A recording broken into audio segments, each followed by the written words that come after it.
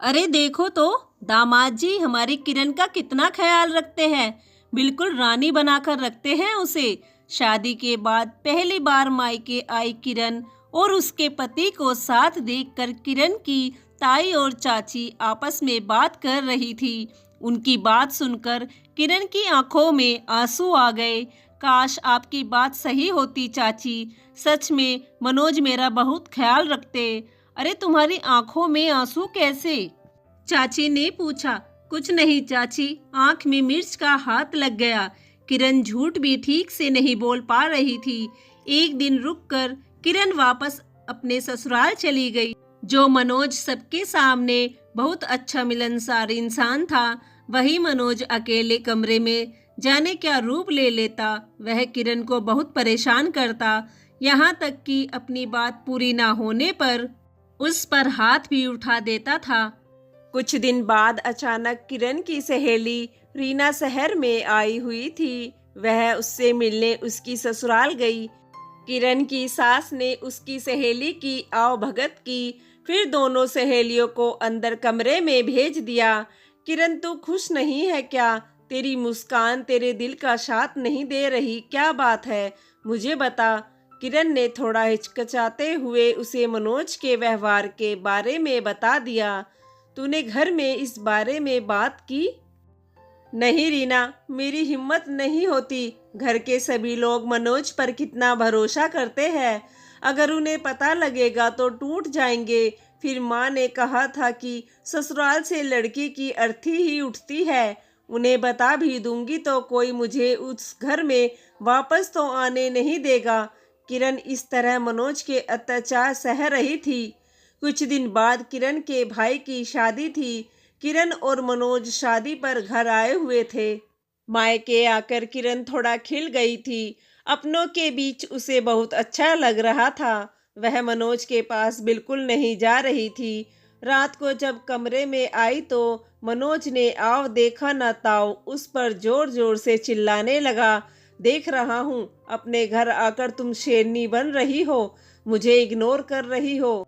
और मैंने तुमसे कहा था कि अपने पापा से कह देना कि मुझे नेग में नई कार चाहिए।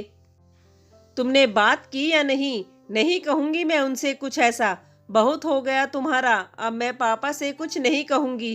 पापा ने अब तक कितना दिया है। अब शादी में भी उन्होंने जो सोच रखा होगा वही नेक देंगे। मैं उनसे कुछ नहीं मांगूंगी। किरण की बात सुनकर मनोज ने उस पर हाथ उठा दिया। उस समय कमरे में किरण की मम्मी आ गई, जो उसे दुल्हन की चुन्नी तैयार करने के लिए बुलाने आई थी। यह क्या दामाद जी, आपने किरण पर हाथ उठाया? आपकी हिम्मत कैसे हुई मेरी बच्ची पर हाथ उठाने की? सविता जी की आवाज़ सुनकर वहां किरण के पापा, भाई, ताऊ, चाचा, बुआ सभी लोग आ गए।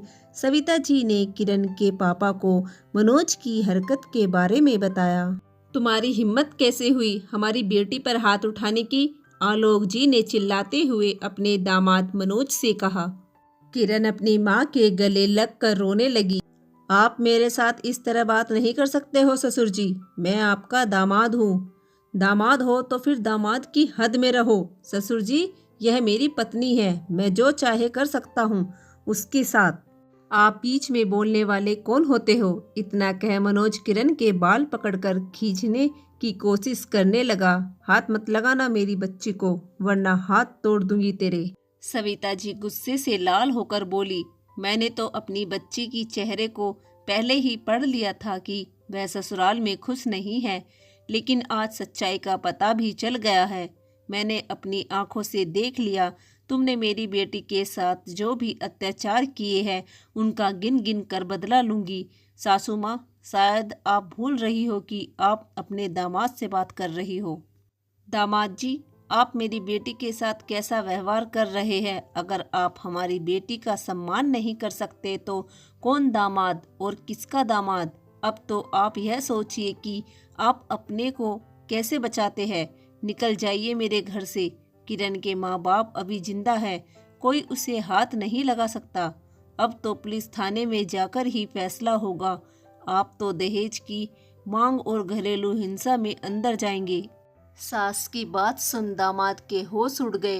किरण बोली, मम्मी आपने तो कहा था कि जहाँ औरतों की डोली उतरती है वहीं से उसकी अर्थी उठती है, और फिर आप यह सब हाँ कहा था, लेकिन अपने आत्मसम्मान को कुचल कर रहने के लिए नहीं कहा था। हम तुझे उस नर्क में जाने नहीं देंगे, कहकर सविता जी ने किरण को गले लगा लिया। किरण के मन से भी भारी बोझ उतर गया। अब वह खुलकर जी सकेगी बिना किसी डर और अत्याचार के। दोस्तों, अगर कहानी पसंद आई हो तो प्लीज़ हमारे चैनल को सब्सक्राइब कीजिए।